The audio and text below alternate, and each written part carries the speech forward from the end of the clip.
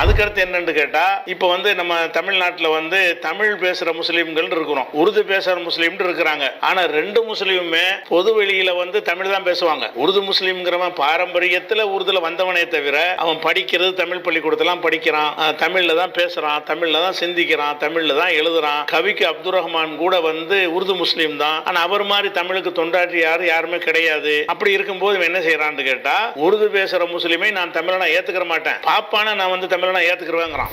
இந்த ஒட்டுமொத்தமான ஜாதி துவேஷத்தை வளர்த்தார்களோ அந்த பார்ட்னர்கள் மீது திரு சீமானுக்கு மிகப்பெரிய பாசம் வந்து விட்டது. அப்படி இல்ல, நீ அவன் தமிழன்டா அப்படின்னு நீங்க கூப்பிடுறீங்க. தமிழ் தானே பேசுறான். அவன் வந்து 3000 ஆண்டுகளா தமிழ் பேசி என்னோட இருக்கான். இந்த பார்ப்பனியம் தனியா இந்துக்கள் தான் தமிழர்கள் என்று சொல்கிறாரா சீமான்? அப்படி சொல்ல முடியாது தம்பி. இந்து மதத்தை வச்சு ஒரு இதை வச்சு, சாதி மதத்தை வச்சு தமிழர்களை இஸ்லாமியர்கள் வீட்டிலும் வெளியிலும் உருது பேசும் பழக்கம் உள்ளவர். நீங்க சொல்றீங்க வாய்மொழியாவும் தாய்மொழியாவும் தமிழ் பேசுறவங்க. உருது பேசுற முஸ்லீமே நீங்க எப்படி தமிழரா இருப்பீங்க? அப்ப ஏற்க முடியாது. உருது பேசுற முஸ்லீம் தமிழர்னா பாகிஸ்தான் இருக்க தமிழரா? உருது பேசுற முஸ்லீம் என் தமிழ்நாட்டுல இருக்கிறாங்க. அது இருக்கிறாங்க. உருது பேசுற முஸ்லீமாவே தான் ஏற்கிறோம். அவரை தமிழரா ஏன் ஏற்கணும்? ஒண்ணு அவரை தமிழரா நான் ஏற்ற, நான் பைத்தியக்காரனா இருக்கணும். அவர் தன்னை தமிழர் சொன்னா அவன் பைத்தியக்காரனா இருக்கணும்.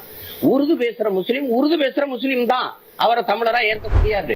அப்ப உருது பேசுற முஸ்லீம்ங்கிறதே முதல் தப்ப வழங்குறான். உருது பேசுற முஸ்லீமும் தமிழும் பேசுவான். அவன் வீட்டுக்குள்ள பேசும்போது உருதுல பேசிக்கொள்வானே தவிர அவனுடைய பொது வாழ்க்கை பூரா தமிழ், அவனுடைய படிப்பெல்லாம் தமிழ், அவனுடைய பட்டம் பதவிகள் எல்லாமே தமிழ் தான். அவனை வந்து நான் தமிழன் என்று ஏற்றுக்கணும், நான் ஒரு பைத்தியக்காரங்கிறான். பிராமணர்கள் ஒரு தனி பாஷையை பேசுகிறார்கள், பாரம்பரியமாக அவங்க தமிழை சேர்ந்தவங்க கிடையாது. அப்படி இருந்தும் கூட அவன் எங்க போவான்?